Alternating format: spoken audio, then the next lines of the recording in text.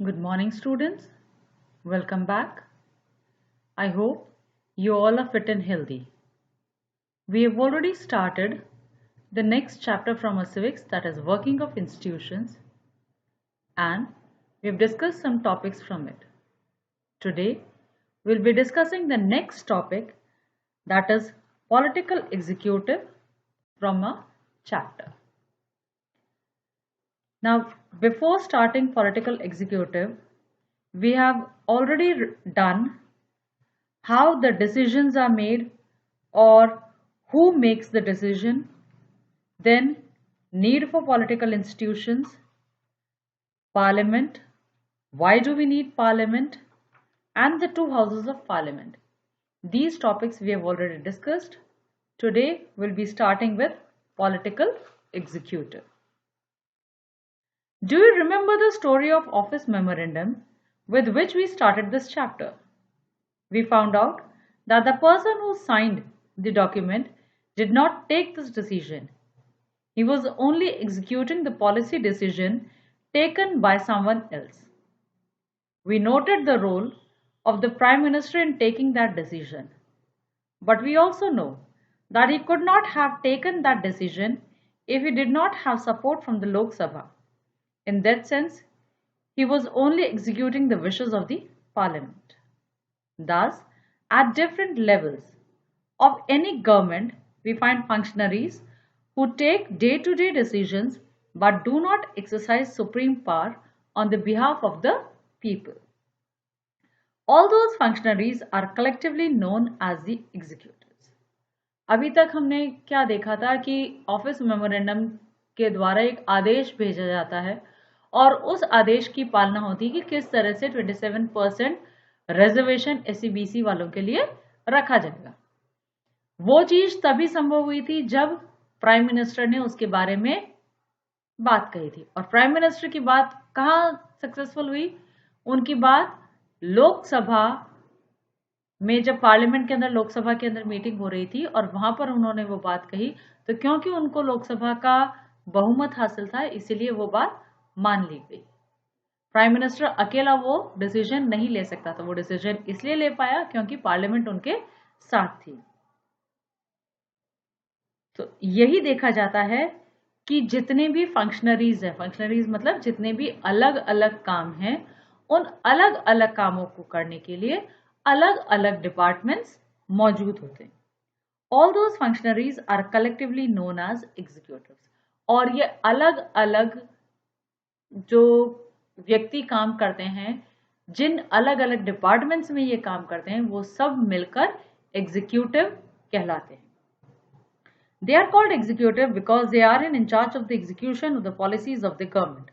Thus, when we talk about the government, we usually mean the executives. इन व्यक्तियों को execution या इस group को एग्जीक्यूटिव इसलिए कहा जाता है क्योंकि इनका काम होता है एग्जीक्यूट करना, सरकार के कामों या आदेशों की पालना करना और उसको क्रियान्वित करना, उसको काम में लाना। Political and permanent executive. In a democratic country, two categories make up the executive.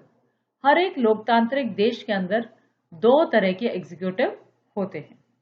One that is elected by the people for a specific period is called political executive, जिसे जनता के द्वारा एक पर्टिकुलर टाइम पीरियड के लिए चुना जाता है, वो पॉलिटिकल एग्जीक्यूटिव कहलाता है। Political leaders who take the big decision fall in this category. In second category, people are appointed on a long-term basis. This is called the permanent executive or civil services. चुनाव की प्रक्रिया से जिन व्यक्तियों को चुना जाता है, जिन प्रतिनिधियों को चुना जाता है, वो पॉलिटिकल एग्जीक्यूटिव होते हैं। और जो सिविल सर्वेंट्स होते हैं या फिर गवर्नमेंट ऑफिसेज में काम करने वाले व्यक्ति होते हैं, जो सरकार के साथ मिलकर काम करते हैं, वो परमानेंट एग्जीक्यूटिव कहलाते हैं। Persons working in civil services are called civil servants. They remain in office even when the ruling party changes. इन सरकारी ऑफिसेज में काम करने वाले जो व्यक्ति हैं, सरकारी अफसर जो हैं, वो चाहे से पॉलिटिकल पार्टी बदल भी जाए, वो व्यक्ति परमानेंटली अपनी नौकरी करते रहते हैं। These officers work under political executive and assist them in carrying out and the day-to-day administration. ये राजनेताओं के साथ में मिलकर उनके जो रोज के काम होते हैं उन कामों को पूरा करने में उनकी मदद करते हैं. Can you recall the role of political and non-political executive in case of the office memorandum? You might ask, why does the political executive have more power than the non-political executive? जो political executive होता है उसके पास में permanent executive से ज्यादा अधिकार होते हैं. ऐसा क्यों होता है ये हम लोग आगे इस टॉपिक के माध्यम से पढ़ेंगे. Why is the minister more powerful than the civil servant?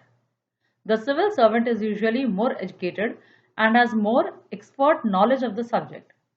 The advisors working in finance ministry know more about economics than the finance minister. जितने भी राजनेता होते हैं उनसे ज्यादा पढ़े लिखे और ज्यादा समझदार ये सिविल सर्वेंट्स होते हैं. फॉर एग्जाम्पल फाइनेंस मिनिस्ट्री के अंदर जितने भी काम करने वाले व्यक्ति हैं उन्हें अर्थशास्त्र इकोनॉमिक्स के बारे में फाइनेंस मिनिस्टर से ज्यादा पता होता है, लेकिन फिर भी इन पॉलिटिकल एग्जीक्यूटिव के पास में परमानेंट एग्जीक्यूटिव से ज्यादा अधिकार होते हैं. Sometimes the ministers may know very little about the technical matters that come under their ministry. This could easily happen in ministries like defense industry, health, science and technology, mining, etc. Why should the minister have the final say on this matter? चाहे से defence minister हो या technical department का कोई व्यक्ति हो, health minister हो, education minister हो, किसी भी डिपार्टमेंट का व्यक्ति हो हो सकता है कि वहां पर जो काम करने वाले व्यक्ति हैं उनसे कम उसके अंदर उस फील्ड के बारे में नॉलेज हो, लेकिन फिर भी इन पॉलिटिकल ऑफिसर्स के पास में, पॉलिटिकल एग्जीक्यूटिव के पास में ज्यादा पावर होती है. कारण the reason is very simple. In democracy the will of the people is supreme. The minister is elected by the people and thus empowered to exercise the will of the people on their behalf. कारण सिर्फ यही है कि उस political executive को जनता ने चुना है और उसके पास में जनता का अधिकार है या जनता का पावर है, तो जनता के लिए उस व्यक्ति को निर्णय लेने होते हैं, इसीलिए उसके पास में ज्यादा पावर होती है. She is finally answerable to the people for all the consequences of a decision. That is why the minister takes all the final decisions. सिर्फ एक नेता को ही जनता को जवाब देना होता है, इसीलिए जितने भी निर्णय लिए जाने हैं वो सारे निर्णय परमानेंट एग्जीक्यूटिव नहीं बल्कि पॉलिटिकल एग्जीक्यूटिव लेता है. The minister decides the overall framework and objectives in which decisions on policy should be made. वही नेता सारे